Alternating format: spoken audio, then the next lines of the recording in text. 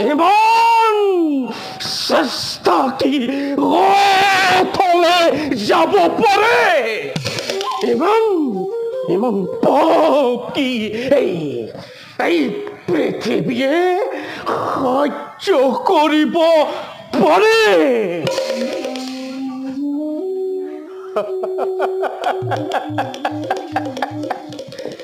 মোৰ জন্ম সাধনাৰ সফলতা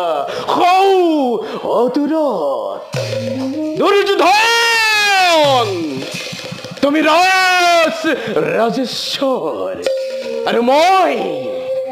দিনহীন অন্নহীনী তুমি হত জীৱিত ভাতৰ জ্যেষ্ঠ আৰু মই হত প্ৰেতত মোৰ